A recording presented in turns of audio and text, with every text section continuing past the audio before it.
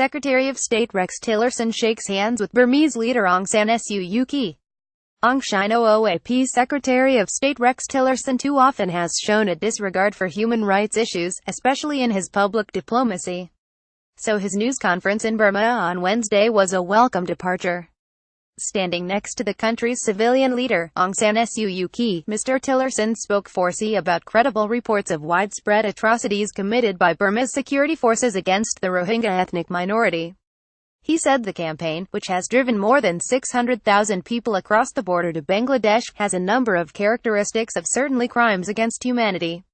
Mr. Tillerson repeatedly called for a credible and independent investigation, said that those guilty of abuses should be held accountable, and indicated that U.S. sanctions against involved individuals would be appropriate.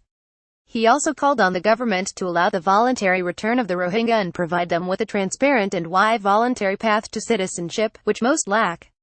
Myanmar's response to this crisis, he said, using the name for the country favored by the regime, is critical to determining the success of its transition to a more democratic society. Mr. Tillerson's connection of the humanitarian scandal of the Rohingya to Burma's democratic transition was particularly significant. Aung San Suu Kyi, who lacks authority over the country's military, has attempted to sidestep the crisis, offering bland statements about the need for harmony and establishing commissions with vague missions. Her aides say her priority is consolidating democracy by gaining the military's support for changes to the constitution, which now gives the generals an overwhelming role. Given the scale of the offenses, which UN officials have labeled ethnic cleansing and members of Congress have called genocide, that's a blinkered view. As Mr. Tillerson said, the key test of a democracy is how it treats its most vulnerable and marginalized populations.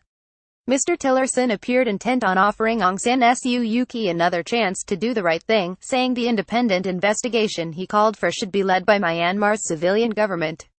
That drew scorn from international human rights advocates, who said Mr. Tillerson should have supported an international fact-finding mission sponsored by the United Nations and demanded that the government reverse its refusal to allow UN observers into Rakhine State, where the military has torched scores of Rohingya villages and allegedly carried out systematic rapes and murders. Mr. Tillerson is understandably seeking to preserve the U.S. relationship with Aung San Suu Kyi, a Nobel Peace Prize winner who courageously opposed military rule for decades. The alternative could be a regime that would reverse the democratic opening and ally itself with China. But critics' skepticism is well-founded. It is highly doubtful that Aung San Suu Kyi's government will or can carry out the credible investigation the United States, along with much of the rest of the world, asks for.